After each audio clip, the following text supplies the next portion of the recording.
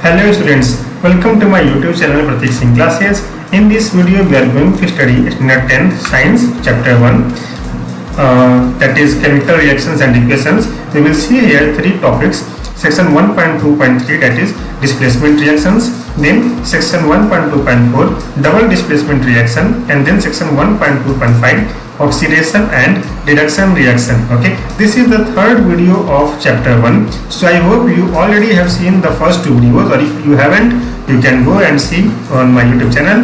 Okay, and here is one request for you. If you want to ask any question, if you have any doubt related to the video which I make, okay, do write your question, do type the questions in the comment section of this video. Okay, if your comments, if your doubts, your queries are really good, I will try to answer all those things in the next video. Okay, at the end of that next video. Okay, and if I think that your question is really awesome, okay, the person will get a goodie, okay, from my channel. And also while you are mentioning the question, please type your name, school's name, and your place of living, so that I will mention the particular name, school name, and place. Fine. So let us enjoy this video that is about chemical reactions and equations. If you are new to my channel, please subscribe it now. Please like and share the link of this channel or the link of this video to your friends, so that everybody should get benefits from my knowledge. Please hit the bell icon, okay, so that whenever I will upload a new video, you will get its instant notification in your Chrome browser or Google browser or Safari browser or whatever browser you use. Just type youtube.com/c/Pratik Singh Classes, and it will take you to all the videos which I have made till now at one place. Okay, my channel not only contains the videos related to tutorials, okay, but also some fun activities, some cooking classes, means it is all at one place. Okay, fine. So let us start our today's class.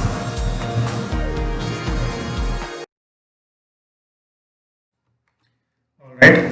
In our previous video, we have studied about combination reaction. We have tried to learn a lot of activities, then a lot of examples we have seen. Okay, then we have seen some questions related to those. Then we have seen decomposition reactions, activities, okay, and the concepts behind it. In our today's video, we will start from, let me come to that page. Displacement reaction. Okay, section 1.2.3 displacement reaction. What happens in displacement reaction? Okay, see, as the name suggests itself, in this reaction something is being displaced. Okay, in every chemical reaction there happens one reactant side and one product side. Reactants are always written to left hand side and products are always written to right hand sides. Okay, reactants may be one or maybe more than one possible, and products also may be one or maybe more than one possible. Fine. Now let us start this displacement reaction with activity 1.9. It will help us to visualize what really happens here. Okay, so first we will see figure 1.8. Iron nails dipped in copper sulfate solution CuSO4. Okay, so as you can see here, two iron nails are taken and blue color liquid, that is copper sulfate solution is there. Okay, then in a test tube, okay, then stand and thread. Fine. Activity 1.9. Take 3 iron nails and clean them by rubbing with sandpaper. Okay, why it is always written rubbing with sandpaper? Because when we rub the iron nails with sandpaper, the upper layer of rust will come out and we will have pure iron. Okay, take 2 test tubes marked as A and B. In each test tube, take about 10 milliliter of copper sulfate solution. Okay, so as you can see here, we have 2 test tubes. Okay, in both of them we have 10 ml of copper sulfate solution. Okay, tie 2 iron nails with a thread and immerse them carefully in copper sulfate solution in test tube B for about 20 minutes and keep 1 iron nail aside for comparison. Okay, so what you just have to take 1 iron nail outside the solution, means in dry state, okay, and 2 iron nails are immersed inside the copper sulfate solution in the test tube. Okay, you have to keep that immersed iron nails for 20 minutes, okay, or more or less 25-30 minutes, so that you can clearly visualize what really has changed. Okay, after that time, take out the iron nails from the copper sulfate solution and compare the intensity of blue color of copper sulfate solution in test tube A and B. Okay, so the test tube in which you have dipped the iron nails, okay, you will see that the color of the copper sulfate solution has changed drastically.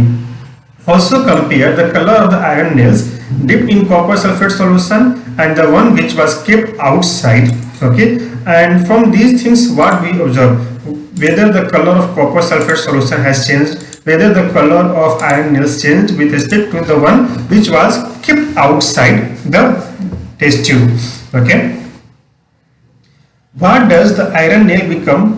Why does the iron nail becomes brownish in color and the blue color of copper sulfate solution fade? Okay, so you can see here that the iron nails which were dipped in the copper sulfate solution for 20 minutes or more or less, and when you take it out, the color of the iron nails will become brownish. Okay, and also the solution of copper sulfate CuSO4 has changed, the color has faded away. Okay, why has this happened?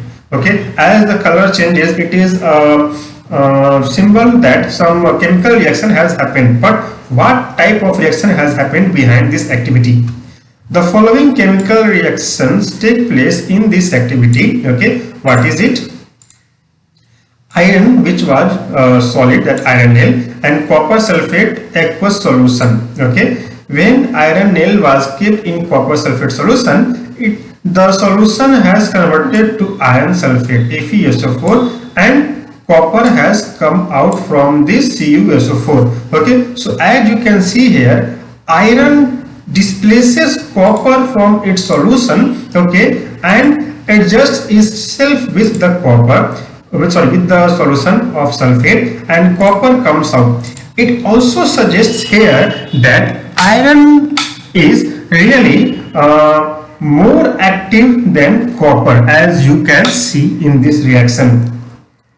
Okay, so here as it suggests, iron has displaced copper from its aqueous solution, okay, or from its sulfate solution. In this reaction, iron has displaced or removed another element, that is copper, from copper sulfate solution, and this type of reactions are known as displacement reactions. Okay, here one element has knocked out or removed away the other element which was lesser active than it. Okay, this equation 1.24 also suggests here that once again I am saying iron is more active than copper. Okay, other examples of displacement reactions are given below. Okay, they are when zinc in solid zinc means zinc granules, okay, it is like pebbles, is kept in copper sulfate solution. Okay, aqueous means in this solution we have some amount of water mixed with it. Okay, when it happens, zinc displaces copper from sulfate aqueous solution and it sticks to sulfate ion. Okay, and it makes zinc sulfate plus copper, solid copper comes out. Okay, likewise lead, when it is dipped into aqueous solution of copper chloride, okay, it makes lead chloride, okay, and copper comes out of it. So in equation 1.25 we see that this is an example of displacement reaction, both 1.25 and 1.26, but from this reaction we also see that zinc is more reactive than copper, as well as lead is more reactive than copper. Okay, displacement reaction will happen only if one element is more reactive than the other solution or other element. Okay, zinc and lead are more reactive elements than copper. They displaces copper from its compound. Okay, now here comes double displacement reaction. Equation 1.24, 1.25, 1.26 are the examples of simple displacement reaction or single displacement reaction, or simply called as displacement reaction. But now we will see double displacement reactions, means there happens displacement of two elements or compounds together. Okay, just a small break.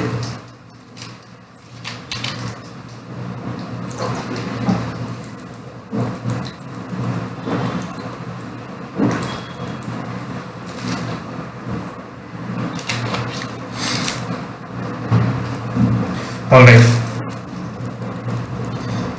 When you study for a long time sitting on chair, okay, keep drinking water for 2-3 sips in every half an hour. It will keep your digestive better and also make you not to sleep. Okay, double decomposition reaction activity 1.10. Okay, so as you can see in figure 1.9 here, we have test tube containing solution of sodium sulfate, and here in this we have test tube containing solution of barium chloride. What happens here, we will see here. Okay, take 3 milliliter of sodium sulfate solution in a test tube.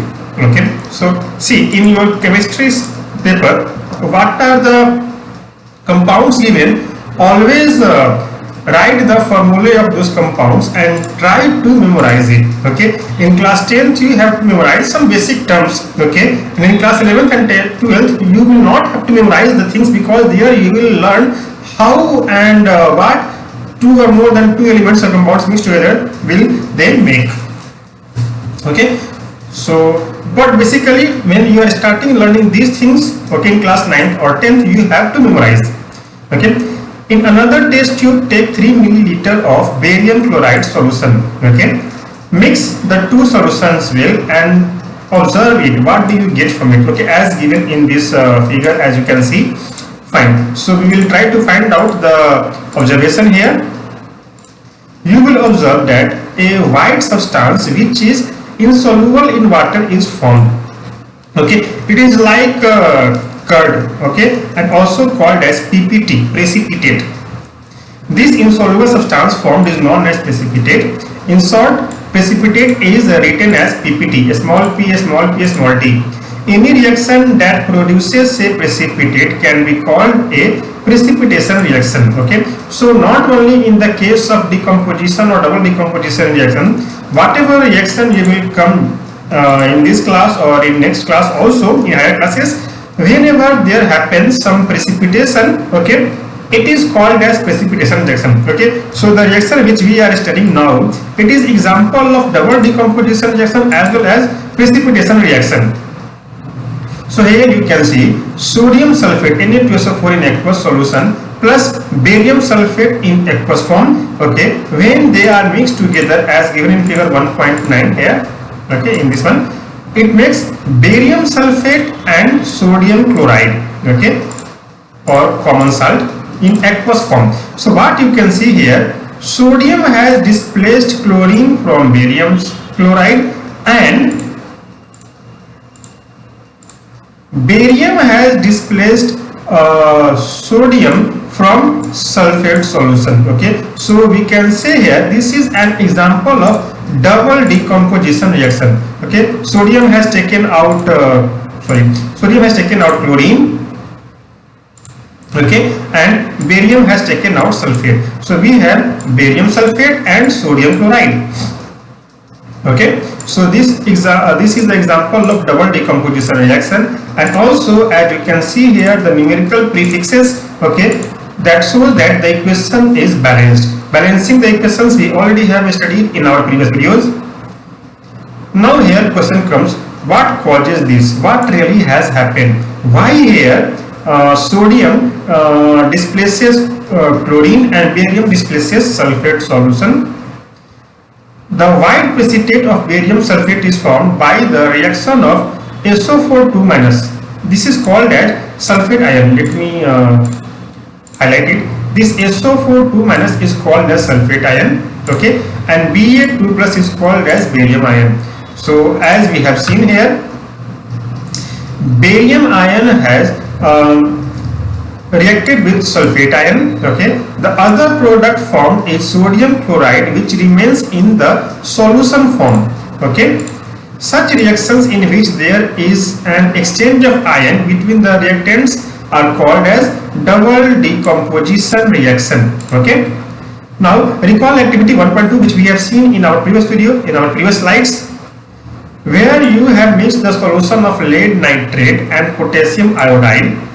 Okay, what have you got? What was the color of precipitate formed there? Can you name the compound of the precipitate? Write the balanced chemical equation. Okay, for that reaction, and also is this a double decomposition reaction or double displacement reaction? We will have to see that. Please write the answers of these 3-4 questions in the comment section, and I will correct it and give you the feedback. Okay, while you are mentioning the answer, while you are writing the answer in the comment section, please mention the name of your name and your school's name, so that when I will make the next video, I will say loudly to all my audience about your name and school, so that you can say it is you.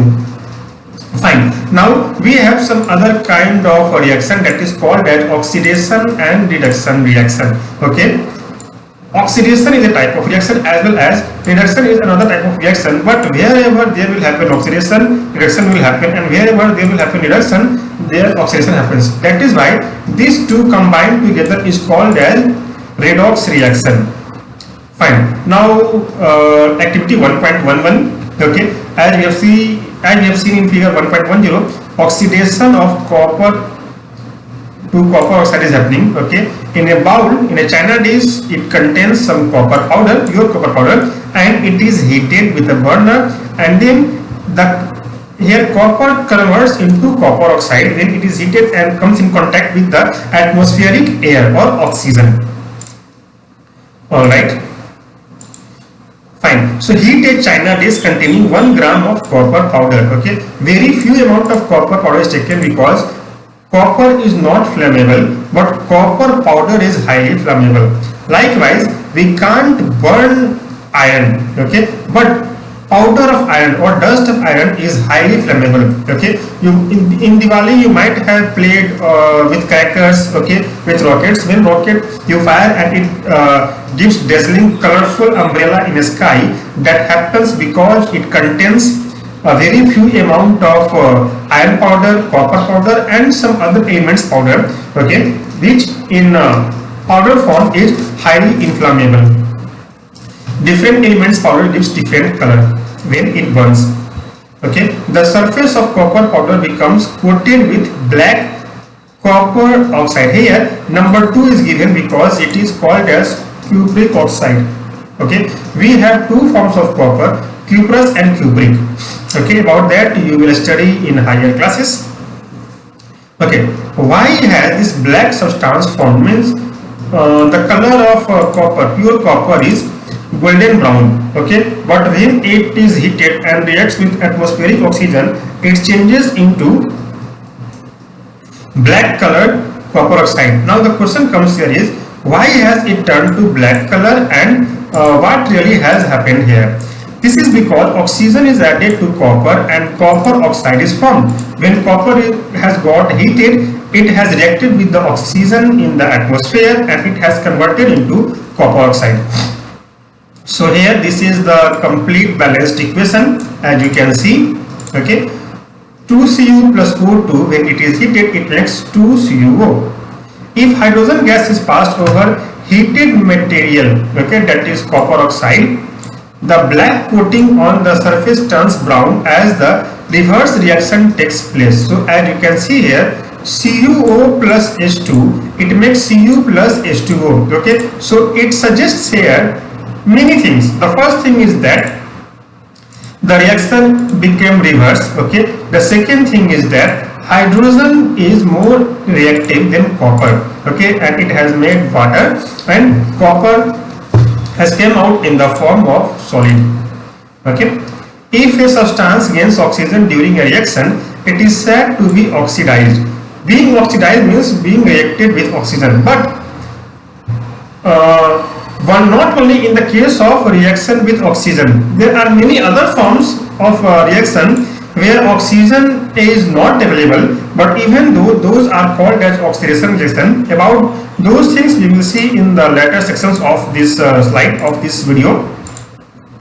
Okay,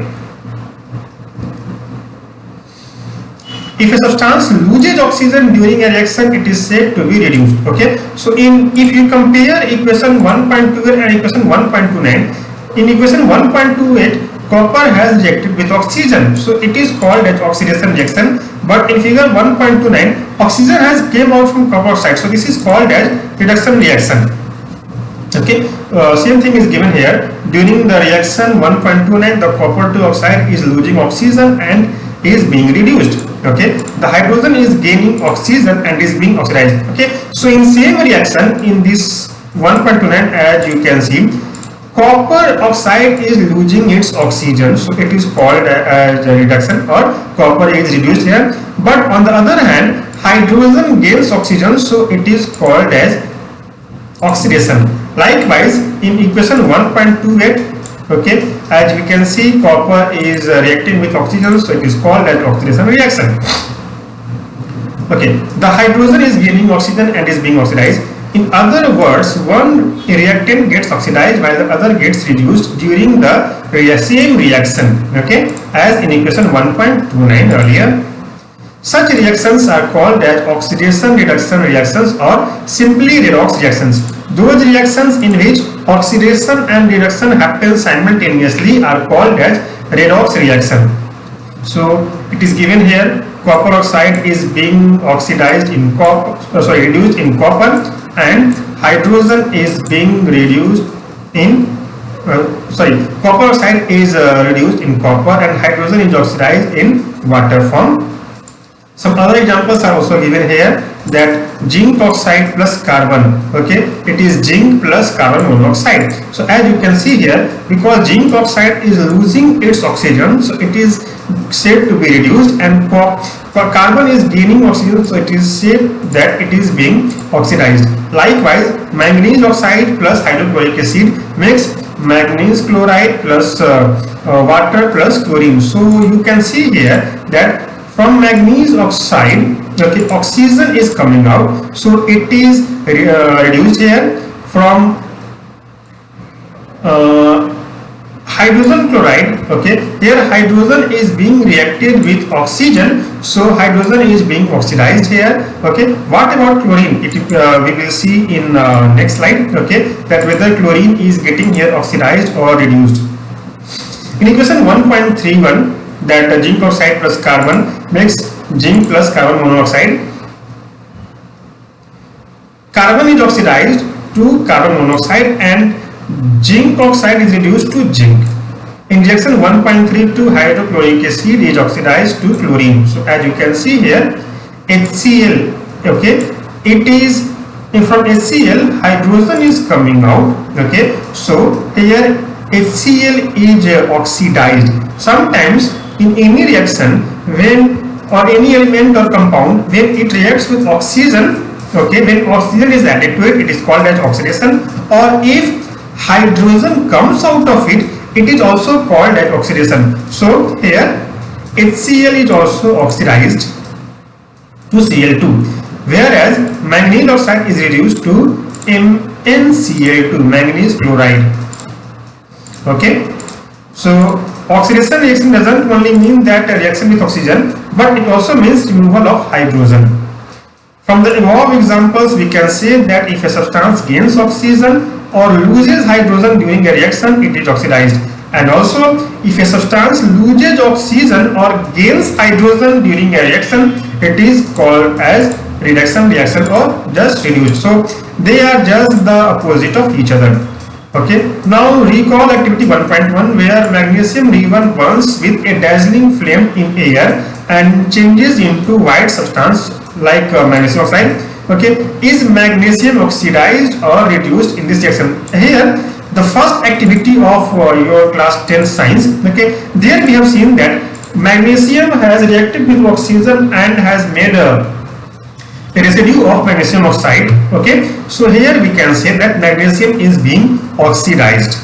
Okay, so this is all about oxidation and reduction reaction. Okay, so I am ending my video here. Okay, I request you all that whatever doubts you have, please write your doubt in the comment section of this video. Okay, while you are making the questions, while you are typing the questions or any type of query, okay, please type your name, with a school name, or if possible write the name of the place, because I am making this video in Chennai and you may be in Delhi or any other place of India or even outside of India, and you are asking your doubt. So it will, when I make the next video, I will clearly mention your name there. Okay, and also if your question will be very good, okay, something very well imaginations full, okay, I will give a goodie for that. Fine. So in my next video we will study about section 1.3, that is, have you observed the effects of oxidation reaction in